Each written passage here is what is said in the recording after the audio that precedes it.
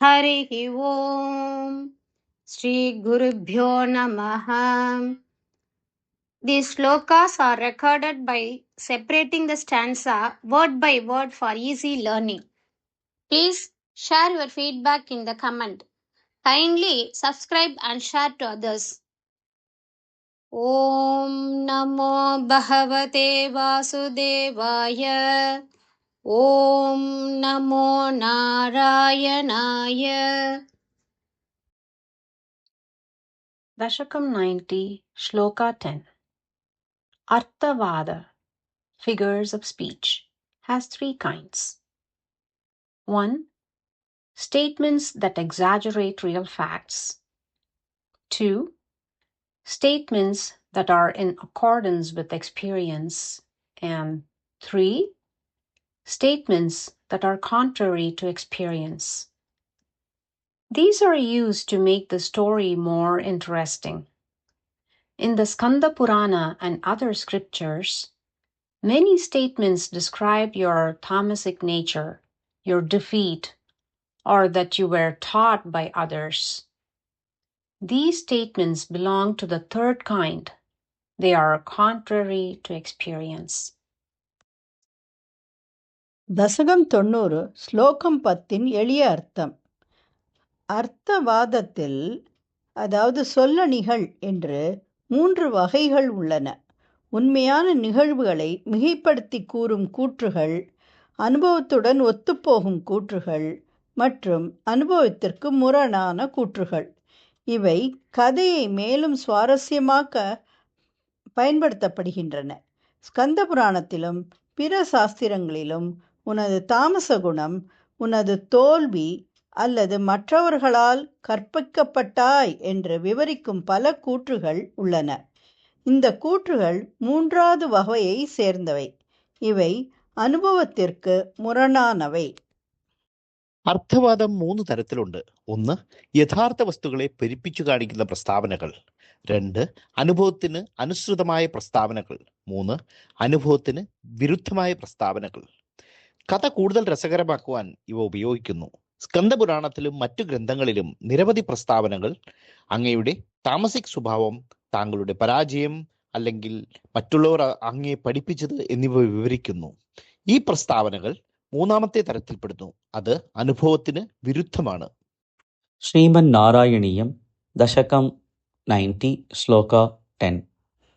ഭൂത അർത്ഥ കീർത്തിഃ ഭൂത അർത്ഥ കീർത്തിഃ ഭൂതാർത്ഥ കീർത്തിഃ ഭൂതാർത്ഥ കീർത്തിഃ ഭൂതാർത്ഥ കീർത്തിഃ അനുവാദ വിരുദ്ധവാദൗ അനുവാദ വിരുദ്ധവാദൗ അനുവാദ വിരുദ്ധവാദൗ ഭൂതാർത്ഥ കീർത്തിരനുവാദ വിരുദ്ധവാദൗ ഭൂതാർത്ഥ കീർത്തിരനുവാദ വിരുദ്ധവാദൗ ഭൂതാർത്ഥ കീർത്തിരനുവാദ വിരുദ്ധവാദൗ ത്രേധാ അർത്ഥവാദഗതയഃ ത്രേധാ അർത്ഥവാദഗതയഃ ത്രേധാർത്ഥവാദഗതയഃ ത്രേധാർത്ഥവാദഗതയഃ ത്രേധാർത്ഥവാദഗതയഃ ഖലു രോചന അർത്ഥാഃ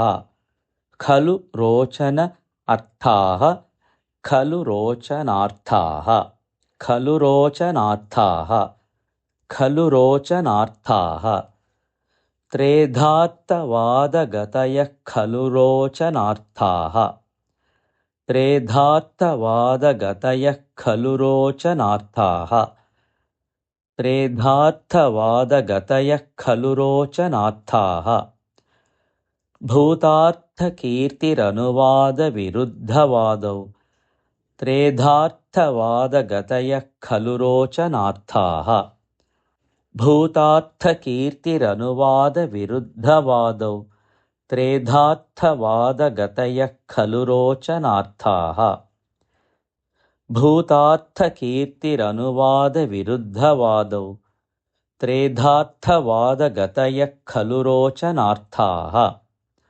സ്കാന്ദാദികേഷു ബഹവഃ അത്ര സ്കാന്ദാദികേഷു ബഹവോത്ര स्कान्दादिकेषु बहवोऽत्र विरुद्धवादाः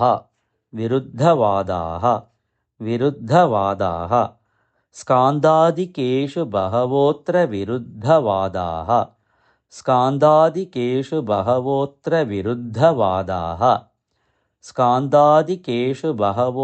विरुद्धवादाः त्वत्तामसत्व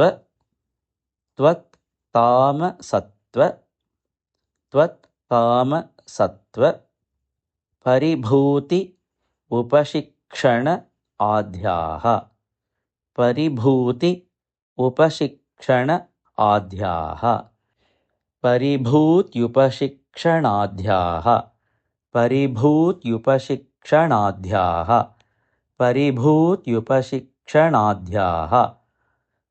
त्वत्तामसत्वपरिभूत्युपशिक्षणाद्याः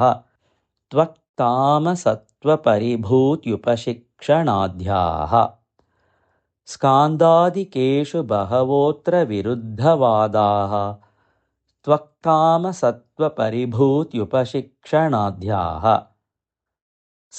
स्कान्दादिकेषु बहवोऽत्र विरुद्धवादाः त्वत्तामसत्वपरिभूत्युपशिक्षणाद्याः स्कान्दादिकेषु बहवोऽत्र विरुद्धवादाः त्वत्तामसत्वपरिभूत्युपशिक्षणाद्याः भूतार्थकीर्तिरनुवादविरुद्धवादौ त्रेधार्थवादगतयः खलु रोचनार्थाः स्कान्दादिकेषु बहवोऽत्र विरुद्धवादाः त्वत्तामसत्वपरिभूत्युपशिक्षणाद्याः भूतार्थकीर्तिरनुवादविरुद्धवादौ त्रेधार्थवादगतयः खलु रोचनार्थाः स्कान्दादिकेषु बहवोऽत्र विरुद्धवादाः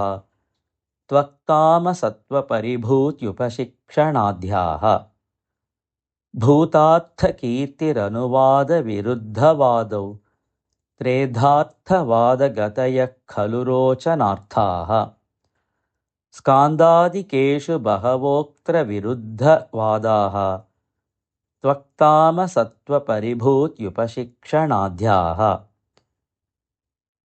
भूतार्थकीर्तिरनुवादविरुद्धवादौ त्रेधार्थवादगतयः खलु रोचनार्थाः स्कान्दादिकेषु बहवोऽत्र विरुद्धवादाः त्वत्तामसत्वपरिभूत्युपशिक्षणाद्याः भूतार्थकीर्तिरनुवादविरुद्धवादौ त्रेधार्थवादगतयः खलु रोचनार्थाः स्कान्दादिकेषु बहवोऽत्र विरुद्धवादाः त्वत्तामसत्वपरिभूत्युपशिक्षणाद्याः भूतार्थकीर्तिरनुवादविरुद्धवादौ त्रेधार्थवादगतयः खलु रोचनार्थाः स्कान्दादिकेषु बहवोऽत्र विरुद्धवादाः त्वत्तामसत्वपरिभूत्युपशिक्षणाद्याः